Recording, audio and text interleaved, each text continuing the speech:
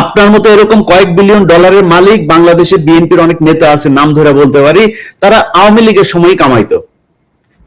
আপনি কি মনে করেন নাকি আজকে এই বিতর্কে আর গেলাম না, তারা কামাইতে পারতো, কিন্তু তারা কিন্তু আপনি বাংলাদেশে রাজনীতি করতে পারবেন, আপনার চেয়ে বহু টাকাওয়ালা লোক বসে আছে বাংলাদেশে। আমি একটা জিনিস, সরি ইলিয়াস, আমি ইন্টারাপ্ট করার জন্য, যে জিনিসটা আমি আমার সকালবেলা দেখে খুবই মেজাজ খারাপ হয়েছে। নাসিরউদ্দিন পাটোয়ারি জাতীয় নাগরিক পার্টির একজন খুবই গুরুত্বপূর্ণ নেতা, সে আজকে একটা স্ট্যাটাস দিচ্ছে, মানে আমার দেখছেন কেউ দেখছেন এটা স্ট্যাটাস? ইলিয়াস দেখছো? কোন আমি খেয়াল করিনি। সেই স্ট্যাটাসে সে বলতেছে জিয়াউর রহমান লুটেরা। মানে কি ধৃষ্টতা! মানে এই ছেলের তো রাজনীতি করার কোনো অধিকারই নাই, রাইটই নাই, কোনো রাজনীতি করার বিন্দু মাত্র তার পলিটিক্যাল ট্রেনিং নাই। মানে সে জিয়াউর রহমান ক্যারেক্টারকেও বোঝেনি, জিয়াউর রহমানের রাজনীতিকেও বোঝেনি, জিয়াউর রহমানের কন্ট্রিবিউশন। ওয়াকিরুজ্জামানকে নিয়ে বৈষম্য বিরোধী আন্দোলনের নেতা হাসনাত আব্দুল্লাহ একটি ফেসবুক স্ট্যাটাস, যেটি গতকাল বাংলাদেশ সময় রাতের বেলায় মধ্যরাতে তিনি দিয়েছেন, যে জেনারেল ওয়াকার আওয়ামী লীগকে পুনর্বাসনের একটি পরিকল্পনার কথা তাকে বলেছেন। তার সেনা বাহিনীর ভেতরে যে তার যে বাসস্থান, সেখানে তাদের একটি মিটিং এ তিনি এই কথাটি বলেছেন, এবং তিনি যুক্তি দিয়েছেন যে কেন আওয়ামী লীগকে আবারও রাজনীতিতে আসতে হবে, না হলে বিশ্বের কাছে গ্রহণযোগ্য হবে না, ইত্যাদি ইত্যাদি অনেক কিছু। এই বিষয়টির পরে বাংলাদেশের ছাত্র সমাজের একটি প্রতিক্রিয়া, সাধারণ মানুষের মধ্যে একটি প্রতিক্রিয়া, রাজনৈতিক যে দলগুলো আছে তাদের মধ্যে একটি প্রতিক্রিয়া, সব মিলিয়ে রাজনীতি আবারও একটি গরম পরিস্থিতি, এই যে একটি অন্যদিকে টার্ন নিচ্ছে এমন একটি অবস্থা। তো এই সার্বিক পরিস্থিতি, সার্বিক বিষয় নিয়ে আমরা কথা বলবো। আমার সঙ্গে যোগ দিচ্ছেন, কারো বিস্তারিত পরিচয় দেওয়ার কিছু নেই, আমার সঙ্গে যোগ দিচ্ছেন আপনাদের অত্যন্ত প্রিয় মানুষ পিনাকি ভট্টাচার্য। কোনো বিশেষণে যাওয়ারই কোনো সুযোগ নেই, পিনাকিদা আপনাকে স্বাগত জানাচ্ছি। ধন্যবাদ। এবং আমার সঙ্গে যোগ দিচ্ছেন আপনার প্রিয় মানুষ ইলিয়াস হোসেন। ইলিয়াস, আপনাকে স্বাগত জানাচ্ছি। আসসালামু আলাইকুম। তো দাদা, এই যে পরিস্থিতি, জেনারেল ওয়াকারের হঠাৎ করে, আমি আজকে শিরোনামটা দিয়েছি, মানে জেনারেল ওয়াকারের নেকাব খুলে গেছে। নেকাবটা আসলে মুখোশ না, নেকাবটা জাস্ট একটা আড়াল, যেটি আসলে বোরকার সঙ্গে পড়া হয়। তো এটা মুখোশও বলতে চাই নাই, এই জন্য নেকাবটা, এই জন্য শব্দটা ব্যবহার করা হয়েছে। যে ওনার হঠাৎ যে নেকাব খসে পড়লো, আহতরা এখনো হসপিটালে, 1 বছরও হয় নাই, মানে এরকম একটা রক্তাক্ত বিপ্লবের 1 বছরও পূর্ণ হয় নাই, কিন্তু এর মধ্যে উনি ইনক্লুসিভ ইলেকশনের কথা ভাবছেন, উইদাউট আওয়ামী লীগ এটি হবে না। অথচ দেখেন যে 3টা ইলেকশন হয়ে গেছে যেখানে বিএনপি ছিলই না। তো মানে তখন কিন্তু ওনারা তো মানে যার যার স্ব অবস্থানই তো ছিলেন না, কেউ একবার কারোর মধ্যে কোনো প্রতিক্রিয়া আমরা কিন্তু দেখি নাই। তো হঠাৎ করে এই বিষয়টা কেন আসলো, বা আপনি ইঙ্গিত দিচ্ছিলেন, আমরা কিন্তু বিভিন্ন সময় কথা বলছিলাম। পাশাপাশি জেনারেল ওয়াকার কিন্তু গত 7 মাসে আওয়ামী লীগের যারা ঘনিষ্ঠ তাদের কাউকে কিন্তু সরান নাই, মানে সবাই বহাল ছিল। তো আপনার কাছ থেকে শুরু করি, পিনাকিদা, আপনার কাছ থেকেই শুরু করি। প্রথমে সবারই একটা প্রশ্ন যে আসলে ওয়াকার সাহেব কি চাচ্ছে, কেন এরকম করছেন, এবং গত 25শে ফেব্রুয়ারি থেকে উনি যে অ্যাগ্রেসিভ ভাবে অ্যাড্রেস করছেন, সেই অ্যাগ্রেসিভনেস এর পিছনে কারণটা কি? আমরা ছোটবেলায় গ্রাম দেশে আমরা দেখতাম যে গ্রাম দেশে বাঁশঝাড় থাকতো, এবং বাঁশঝাড়ের ওইখানে অন্ধকার, দুই দিক দিয়ে বাঁশ টাস ঝাড় ইয়ে হতো, এবং মনে করা হতো যে ওইখানে ভূত পেতনি থাকে, জিন ভূতের আসর টাসর হয়, এবং ওই জায়গা দিয়ে যাওয়ার সময় আমরা জোরে গান গাইতাম আর কি, জোরে জোরে কথা বলতাম যেন জিন ভূতের আসরটা যেন না পড়ে। তো ওয়াকার সাহেবের অবস্থা হয়েছে এইরকম আর কি, উনি জোরে জোরে গলার জোর বাড়ায় উনি দেখানোর চেষ্টা করতেছে যে উনি ভয় পান নাই, কিন্তু আসলে উনি ভয় পেয়েছেন। ঘটনা হচ্ছে উনি কিসের ভয় পেন? ভয়টা হচ্ছে জাতিসংঘের সেই রিপোর্ট, যে রিপোর্টটা আমি বলছি যে এটা একটা বিস্ফোরক, এবং এটা পাতায় পাতায় ছত্রে ছত্রে লেখা আছে কোন বাহিনীর কে কে কিভাবে মানুষের মানবাধিকার লঙ্ঘন করছে, গণহত্যা চালাইছে, গণহত্যার সহযোগী হয়েছে, এভিডেন্সকে ধামাচাপা দেওয়ার চেষ্টা করছে, এবং সমস্ত জায়গায় সুপিরিয়র রেসপন্সিবিলিটিতে ওয়াকার সাহেব, এবং ওয়াকার সাহেব এই বিচারটাকে এড়াতে চান। এটাই হচ্ছে ওনার এই জোরে জোরে কথা বলা এবং ইনস্টিটিউটকে বিতর্কিত না করতে বলার আহ্বান জানানোর পেছনের কারণ। এখন মুশকিলটা হচ্ছে কি যে এই রিপোর্টটা তো আর প্রফেসর ইউনূসের সরকার তৈরি করেনি, রিপোর্টটা তৈরি করছে জাতিসংঘ। এবং রিপোর্টটা যদি কেউ ডিটেইল পড়ে দেখে তাহলে দেখবে যে মানে প্রমাণ হিসেবে তুলে ধরার ক্ষেত্রে জাতিসংঘ যে মেটিকুলাসলি প্রত্যেকটা তথ্য, প্রত্যেকটা এভিডেন্সকে কতবার ভেরিফাই করছে, হ্যাঁ, তার কোনো ইহত্যা নাই। মানে ধরেন আমি একটা এক্সাম্পল দিই, ধরেন একটা ছবি ব্যবহার করছে, হ্যাঁ, এই ছবিটা কিভাবে কোথায় কোন সোর্স থেকে পাইছে, কিভাবে সেটা ভেরিফাই করছে, কিভাবে ফটো ইমেজটাকে এনহ্যান্স করছে, কে করছে, হ্যাঁ, কোন ফরেনসিক ল্যাবরেটরিতে এটা এনহ্যান্স করা হয়েছে, কোন ফরেনসিক সায়েন্টিস্ট এটা এনহ্যান্স করছে, এভরিথিং ডিটেইল। মানে এর এইখানে যে এভিডেন্স গুলো দেওয়া আছে সেটা কোনোটাকে অস্বীকার করার কোনো ক্ষমতা নাই। এখন এই যে আমি একটা এপিসোড করছিলাম, আমি আর পরে আর করিনি, কারণ আমি ওই যে সমস্ত হেলিকপ্টার গুলো আকাশে উঠছিল, এই হেলিকপ্টার গুলোতে ক্রু কার আছে এটার একটা তালিকা আমি পাইছি, এবং আমি একটা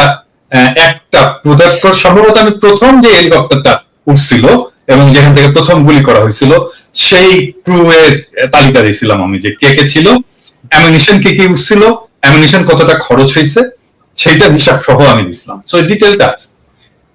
তো এখন দেখা যাচ্ছে কি যে এই হেলিকপ্টার গুলোতে প্রত্যেকটা কমান্ডিং পজিশনে আর্মি।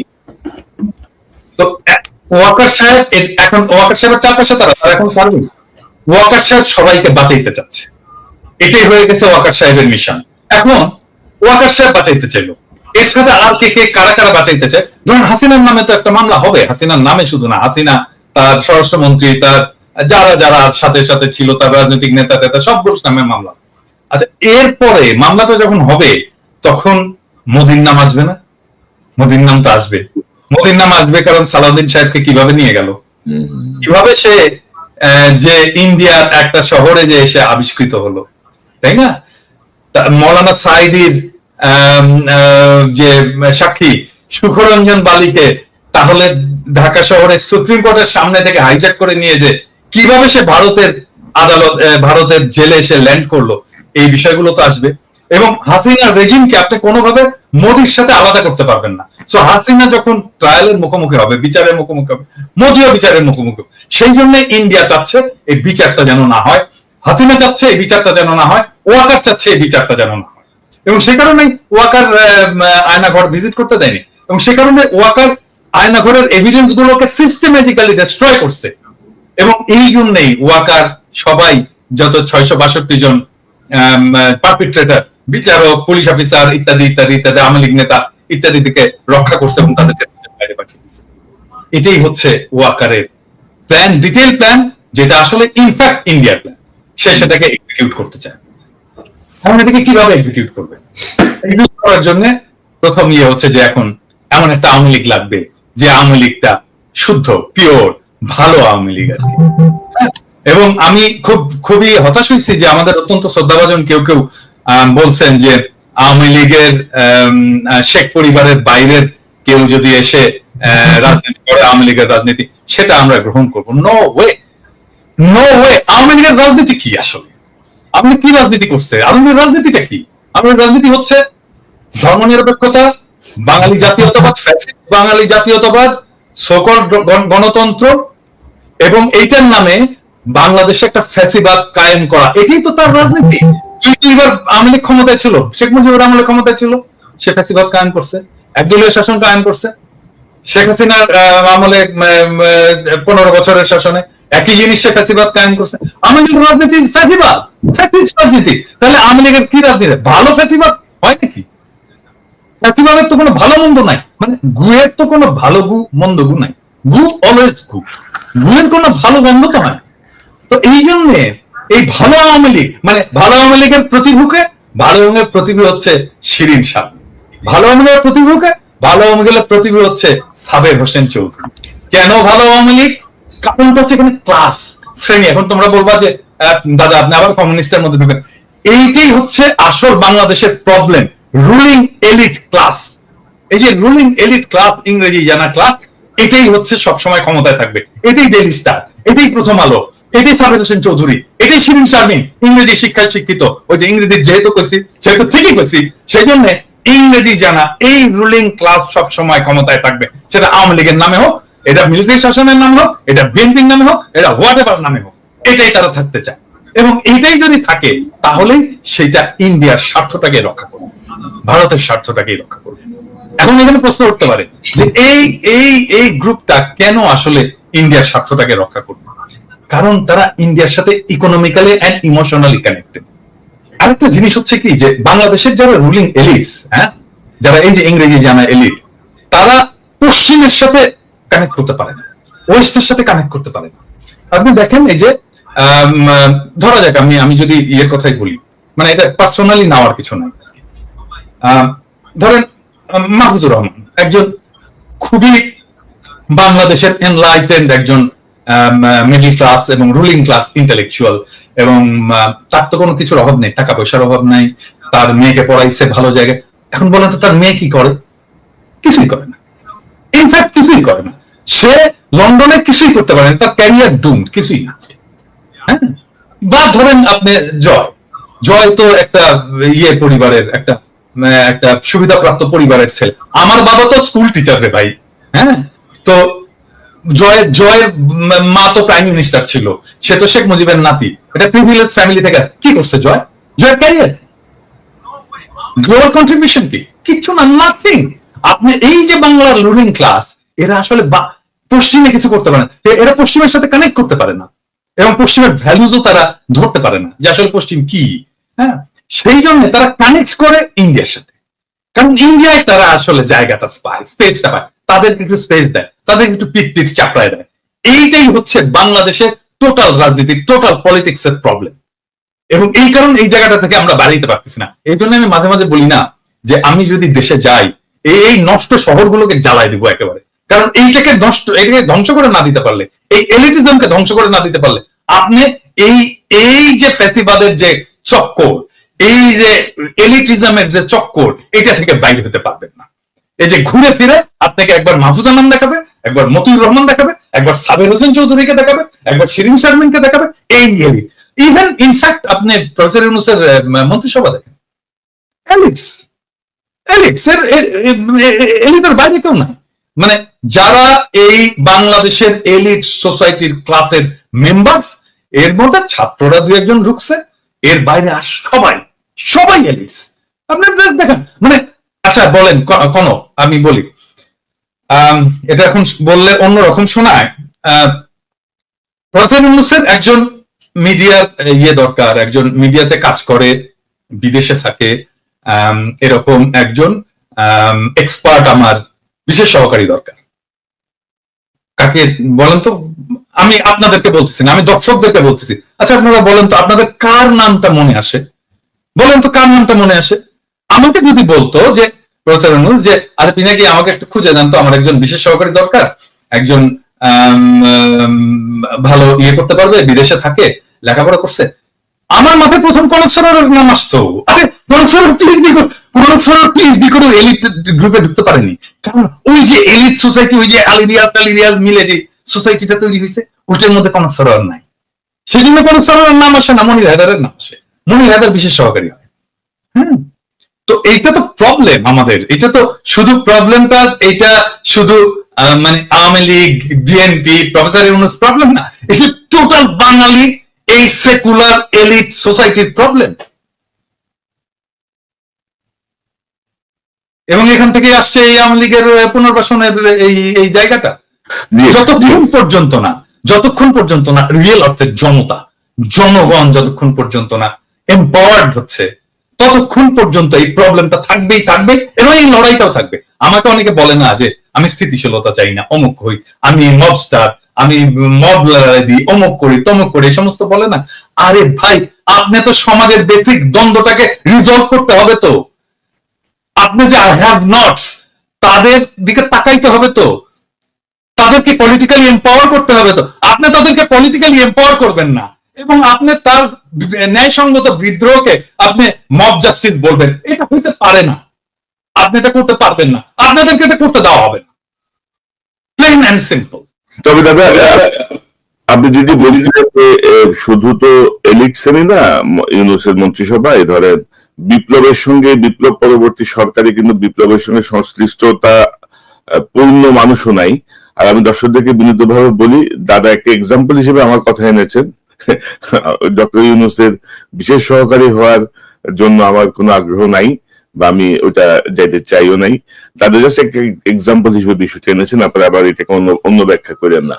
তো দাদা আমি আসবো আবার আপনার কাছে। এই যে ধরেন ইলিয়াস, আপনি কিভাবে দেখছেন? আপনার কাছ থেকে একটু শুনি। যা বললো মোটামুটি সবকিছু কভার আপ হয়ে গিয়েছে।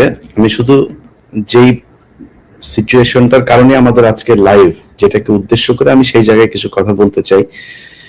হাসনাতের ফেসবুক পোস্ট, তিনি তার পোস্টে বলেছেন 11 তারিখে তাকে ক্যান্টনমেন্টে নিয়ে যাওয়া হয়েছিল, রাইট? আজকে কত তারিখ? 21 তারিখ আজকে আমাদের বাংলাদেশে। এই 10 দিন হাসনাত বলেন নাই কেন? কোনো কিছু কি মানে নেগোসিয়েশন হচ্ছিল যেখানে হাসনাত যেটা চাচ্ছিল সেটা হয় নাই? মানে আমি জাস্ট যুক্তিটা বলছি আর কি।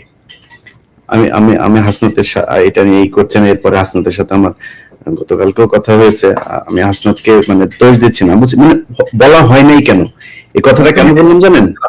হাসনাতকে জিজ্ঞেস করছিল ইলিয়াস এটা প্রশ্নটা? না, আমি এই কথাটা জিজ্ঞেস করি নাই। এই বিষয় নিয়ে কোনো আলোচনাই হয় নাই আমার সাথে। অন্য বিষয় নিয়ে আমি ওই যে আসিফের ব্যাপারে যে ইয়ে করেছিলাম সেটা নিয়ে জিজ্ঞেস করছিলাম। আমি এটা জিজ্ঞেস করছিলাম হাসনাতকে, হ্যাঁ, কারণ হাসনাত নানা সময় আমার সাথে নানা কথাবার্তা বলে, ওর মান অভিমান রাগ এই সমস্ত বিষয় ইয়ে করে আর কি, হ্যাঁ। তো এই সমস্ত আমি জিজ্ঞেস করছিলাম যে হাসনাত তুমি এই জিনিসটা তো আমাকেও বলতে পারতা, হ্যাঁ, ওই দিন তো আমাকেও বললাম না কেন? বললো যে দাদা আমি আসলে আমাকে এইভাবে বলছে, আমি একদম এক্স্যাক্টলি এই কথাটা বলতে, দাদা আমি আসলে রাজনীতি বুঝি না, হ্যাঁ, আমি রাজনীতি ভালো বুঝি না, এবং আমার মাথার মধ্যে কখন কোনটা করতে হবে এই জিনিসটা আমি সবসময় ঠিক মতো বুঝতে পারি না, আমার বয়স কম, এভাবে আমাকে বলছে। হ্যাঁ, আপনাকে বলাটা উচিত ছিল আগেই, হ্যাঁ, এটা নিয়ে আমাকে আরো আগেই বলা উচিত ছিল, কিন্তু আমি সারা ইয়ে নিয়ে রাজনীতির নানা ফ্রাস্ট্রেশন নিয়ে আমি এত বেশি জেরবার ছিলাম যে আমি আসলে বুঝতে পারিনি কখন কোনটা আমার করা উচিত, কিন্তু যে সময় মনে হলো যে আমার এটা বলে ফেলা উচিত আমি বলে ফেলছি। এই আমাকে এক্স্যাক্টলি এই ইয়েটা দিছে, তোমার সাথে কথা হইলে তুমি এটা চেক করতে পারো। না, আমি তার কথায় যেটা, এই যে এই ঘটনাটা আমি জানি না সে কেন বলেছে, কিন্তু আমি তার সাথে যে কথাগুলো বলেছি তার কথায় স্পষ্ট বোঝা গিয়েছে যে আসিফ, তারপরে মাহফুজ, এদের একটা চক্র আছে। এই চক্রটা মিলে যা করছে সেটার সাথে এই হাসনাত, সার্জিস এদের খুব ভালো একটা সম্পৃক্ততা নাই, এবং তাদেরকে কিছুটা কর্নার করা হয়েছে। আমি জানি না, এই কথাগুলো যেহেতু ব্যক্তিগত আলাপ, এই আলাপগুলো আমি পাবলিকলি বলতে চাই না, কিন্তু আমি আপনাদের একটা জাস্ট সিনারিও বুঝাইলাম। দর্শকের হয়তো অনেকের মনে হইতে পারে যে মনে হয় এই হাসনাত মানেই বোধহয় মাহফুজ, মাহফুজ মানেই বোধহয় আসিফ। না, এইখানেও একটা একদম সরাসরি একটা পার্টিশন করা হয়েছে। তো আমি হাসনাতের ওই কথাটা কেন বললাম জানেন দাদা, যে আজকে বিপ্লবের 7 মাস পরে দাঁড়িয়ে মাহফুজ বলেন শাহবাগীদের শাহবাগী ট্যাগ দিয়া, তারপরে এই যে কোনো জায়গায় মিটিং মিছিল টিছিল করা, এগুলোতে তারা খুব একটা মানে ভালো মনে করছেন না। ওনারা এসছেন হচ্ছে এই মবের মাধ্যমে, এসে তারপরে এখন কিছু কিছু জায়গা নিজেদের সুবিধা মতো বাগিয়ে নিয়ে এখন আর ওনারা কোনো বিশৃঙ্খলা চান না। এখন যেখানে যে জায়গায় আছেন সেই জায়গায় থেকে তারপরে ওনারা চান এটা চলুক এইভাবে, এটাই ওনারা চান। না, তাই তো হয় ইলিয়াস, এটাই কিন্তু হওয়ার কথা। কারণটা হচ্ছে কি যে মানে যারা স্টেবল হয়ে গেছে, পার্ট অফ পাওয়ার, ক্ষমতার যারা অংশ, তারা তো চাইবেই যে সবকিছু যেন শান্ত থাকে, আমার ক্ষমতাটা যেন নিরুপদ্রব থাকে, এটা তো তারা চাইবেই। কিন্তু এই শান্তটা থাকবে কয়দিন? এই মাহফুজ বললাম তো থাকবে না, কারণ মাহফুজ, এই আসিফ, এই নাহিদ, এই হাসনাত, এই সার্জিস রাস্তার টোকায়ের কাছেও মার খাবে, কেউ ঠেকাইতে আসবে না। কি মনে করে মাহফুজ? মনে করে কি ও নাকি 5 কোটির নিচে নাকি ও কোনো ওর সাথে কোনো ডিলিংস 5 কোটির নিচে নাকি করা যায় না, এটা অভিযোগ। আমার কাছে কোনো প্রমাণ নেই, অভিযোগ এই অভিযোগগুলো আমরা এখন না বলি, কারণ এখন কথা হচ্ছে না। কিন্তু এই যে মানুষগুলি তারা যে এখন মনে করেন যে মবতন্ত্রে এই মব মানে শাহবাগীদের বিরুদ্ধে কথা বললে তার গায়ে লাগে, তিনি এখন এটা চান না। মাহফুজকে 1,000 কোটি টাকার মালিক বানাই দেবো আমি, $1 বিলিয়ন মালিক বানাই দেবো, $1 বিলিয়ন। $1 বিলিয়ন মালিক হওয়ার পরে মাহফুজ মনে করে কি মেম্বার নির্বাচন করে পাশ করে আসতে পারবে? মাহফুজ যাক তো, ওরা স্থানীয় নির্বাচন করতে চাইছে কেন? ওরা আগে আগে ওই ইয়ে করতে চায়, ওই যে টুর্নামেন্টের আগে, বড় টুর্নামেন্টের আগে কিছু ম্যাচ হয় না, ওইটা খেলে ওরা মনে মেম্বারি নির্বাচন, ধরেন আসিফকে এই হাতিমার্কায় অমুক ইউনিয়ন পরিষদের মেম্বার নির্বাচনে ভোট দিন, এভাবে ওনারা মেম্বার হিসাবে আগে দেখে আসতে চাচ্ছিল মাঠটা কি অবস্থা, তারপরে জাতীয় নির্বাচন। জামানত নিয়ে আসতে পারবা না বিএনপি এবং জামাতের কাছ থেকে। অতএব এত লাফানোর কিছু নাই যে আপনি এসছেন মপতন্ত্রের মাধ্যমে, আপনি এখন এসে সবকিছু আইন কানুন ভাবে তারপরে দেখেন। আইন, এই যে বিচারকগুলোকে আপনি সরাইলেন, কোন আইন দিয়ে সরাইছিলেন? উপদেষ্টা বানাইছিলেন বাংলাদেশের সংবিধানে ছিল, আপনি বসালেন কেন? আপনারা যেভাবে উপদেষ্টা হয়েছেন এটা কোন আইনে ছিল? এখন বিডিআর এর মামলার সময় আপনি আইন দেখান, এখন উদিচির মামলার সময় আপনি আইন দেখান, 21শে আগস্টের মামলার সময় আপনি আইন দেখান, ওই ফেনীতে যে বনোজ কুমার আর ব্যারিস্টার সুমনরা যেটা করে গিয়েছে সেই 16 জন মানুষ এখন পর্যন্ত তারা কেন কন্ডেম সেলে আছে? আপনি করতে পারেন নাই, সময় পান নাই। শামা ওবায়দের সাথে অন্ধকারে সিনেমা হলে চিপাই গিয়া বসে সিনেমা দেখার সময় পান, এই কাজ করার সময় পান না। এটার জবাব বাংলাদেশের মানুষের কাছে। আমি বলেছি যে 5 বছর 10 বছর 20 বছর যত বছর প্রয়োজন হয় থাকুক তারা। আমরা তো বিএনপির কাছ থেকে বেশি সুবিধা নিতে পারতাম, তাই না? আমরা সেটা করিনি, আমরা বলেছি এরা থাকুক। বরং বিএনপি অনেক ক্ষেত্রে এই বাংলাদেশের সবচেয়ে, এই যে 3 জন লোক এখন বসে কথা বলছে এখানে, এই 2-3টা লোক এখন বিএনপির সবচেয়ে বড় শত্রু। কার জন্য হয়েছে? আমরা বাংলাদেশের মানুষের জন্য, এই ছাত্রদের জন্য। তারা গোনাই ধরে না, মনে হয়েছে যে এইভাবে এসে তারপরে কয়েক বিলিয়ন টাকা কামায় তারপরে মনে হয় তারা বাংলাদেশে আবার ক্ষমতায় আসবে। এত সহজ? আপনার মতো এরকম কয়েক বিলিয়ন ডলারের মালিক বাংলাদেশে বিএনপির অনেক নেতা আছে, নাম ধরে বলতে পারি, তারা আওয়ামী লীগের সময় কামাইতো। আপনি মনে করেন নাকি আজকে এই বিতর্কে আর গেলাম না, তারা কামাইতে পারতো, কিন্তু তারা আপনি বাংলাদেশে রাজনীতি করতে পারবেন, আপনার চেয়ে বহু টাকাওয়ালা লোক বসে আছে বাংলাদেশে। আমি একটা জিনিস, সরি ইলিয়াস, আমি ইন্টারাপ্ট করার জন্য, যে জিনিসটা আমি আমার সকালবেলা দেখে খুবই মেজাজ খারাপ হয়েছে। নাসিরউদ্দিন পাটোয়ারি জাতীয় নাগরিক পার্টির একজন খুবই গুরুত্বপূর্ণ নেতা, সে আজকে একটা স্ট্যাটাস দিচ্ছে, মানে আমার দেখছেন, কেউ দেখছেন এটা স্ট্যাটাস? ইলিয়াস দেখছো? কোন? আমি খেয়াল করি নাই। সেই স্ট্যাটাসে সে বলতেছে জিয়াউর রহমান লুটেরা। মানে কি ধৃষ্টতা! মানে এই ছেলের তো রাজনীতি করার কোনো অধিকারই নাই, রাইটই নাই, কোনো রাজনীতি করার বিন্দু মাত্র তার পলিটিক্যাল ট্রেনিং নাই। মানে সে জিয়াউর রহমান ক্যারেক্টারকেও বোঝেনি, জিয়াউর রহমানের রাজনীতিকেও বোঝেনি, জিয়াউর রহমানের কন্ট্রিবিউশনকেও বোঝেনি, এবং জিয়াউর রহমান বাংলাদেশের জন্য কি সেটাও বোঝেনি। সে বলে দিল লুটেরা। এত বড় ধৃষ্টতা! আশ্চর্য ব্যাপার। মানে একটা রাজনীতিতে, মানে আমি বলবো যে এই সময়টা, এই যে ওয়াকারের এই ইস্যুটা নিয়ে একটা কিন্তু মোরালেস জাতীয় ঐক্যের একটা অবস্থা সৃষ্টি হয়েছে। কারণ তারপরে বিএনপির মিডিয়া সেলের পোস্টগুলো দেখেন, পোস্টগুলো আমরা যদি দেখি তাহলে দেখবো সে সালাউদ্দিন সাহেবের 5ই ফেব্রুয়ারির একটা মন্তব্য দিচ্ছে যে আমরা আওয়ামী লীগের বিচার চাই, আওয়ামী লীগের বিচারের মাধ্যমে, হ্যাঁ। তারপরে যতগুলো মিডিয়া সেলের পোস্ট সব প্রকৃত আমরা যা চাই সেইখানে, আর সেইখানে নাসির পাটোয়ারি যে জিয়াউর রহমানকে লুটেরা বল। আরে বেটা, কি বলবো, 2 দিনের পোলা। এই যখন রাজনীতি মানে কি আসলে এটাই বোঝেনি। রাজনীতি মানে তো ফ্রেন্ডশিপ তৈরি করা, বন্ধুত্ব তৈরি করা। তুমি বন্ধু বানাবা, তুমি যতজনকে পারবা বন্ধু বানাবা, তোমার সেলফ ইনফ্লুয়েন্স বানাবা। এখন আমরা বলবো যে বিএনপি, আমরা যেতে চাই সেই জায়গায় বিএনপি আসছে, স্বাগতম, আসেন আমরা একসাথে কাজ করি। এই আওয়ামী লীগকে আপনারাও চান না, আমরাও চান না। আপনি চান বিচার, আমাদের হয়তো সামান্য কিছু আছে, তফাৎ আছে, কিন্তু আসেন আমরা বসে আমরা একসাথে কাজ করি। এবং এই সময়টা আসলে আমাদের তৈরি করা উচিত যে আমরা যতগুলো রাজনৈতিক দল আছে, আমাদের যত মত আছে, অ্যান্টি ফ্যাসিস্ট মত আছে, তাদের একসাথে বসার একটা বাস্তব শর্ত তৈরি হয়েছে। আসেন আমরা একসাথে বসি, ডায়ালগ করি, আওয়ামী লীগ প্রশ্নে আমরা একসাথে একটা সিদ্ধান্ত নিই। এবং আমার মনে হয় আমরা বাকি সবাই ইনক্লুডিং বিএনপি আওয়ামী লীগ নিয়ে এখন একটা সিদ্ধান্ত নেওয়ার মতো অবস্থায় আমরা চলে আসছি, এবং দ্যাটস ওয়ান্ডারফুল। আজকে দেখেন 27 নম্বরে হয়েছে, এই যে আওয়ামী লীগ মিছিল করছে এই করে, হ্যাঁ, ঠেকাইছে কারা জানেন?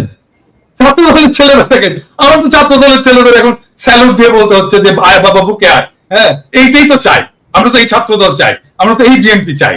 হ্যাঁ, সো এখন তৈরি হয়েছে একটা অভূতপূর্ব একটা জাতীয় ঐক্যের প্রেক্ষাপট, যে জাতীয় ঐক্যের উপরে দাঁড়ায় আমরা পরবর্তী জায়গায় যাইতে পারি। আর নাসিরউদ্দিন পাটোয়ারি এখানে বলে দিল, আমার মনে হয় নাসিরউদ্দিন পাটোয়ারির শুধু, আমি জানি না কি অবস্থা, ওর ক্ষমা চাওয়া উচিত, জাতির কাছে ক্ষমা চাওয়া উচিত জিয়াউর রহমান সম্পর্কে দৃশ্যতাপূর্ণ মন্তব্য করার জন্য। এবং আমি এটা খুবই পার্সোনালি নিছি, ইউ অল নো যে আমি ব্যক্তিগতভাবে, শুধু পলিটিক্যালি না, ব্যক্তিগতভাবেও আমি জিয়াউর রহমান চরিত্রটাকে অ্যাজ পলিটিক্যাল লিডার, বাংলাদেশের একজন আইকন হিসেবে আমি কতটুকু রেসপেক্ট করি। এবং এই জায়গায় আমি জানি না নতুন জেনারেশনের কথা, আমাদের জেনারেশন থেকে কোনোদিন মেনে নেবে না, কোনোদিন না, নেভার এভার। এটা যদি ছাত্ররা না জানে, নতুন দলের লোকেরা যদি না জানে, তাহলে রাজনীতি না করাই ভালো। হ্যাঁ দাদা, ওই যে ছাত্র উপদেষ্টা বা ছাত্র যারা দলের নেতৃত্বে আছে, তাদের যে বডি ল্যাঙ্গুয়েজ বা তাদের যে হাবভাব আর কি, এটা ঠিক মনে হয় না যারা বিপ্লব করে আসছে আর কি, মনে হয় যেন একটা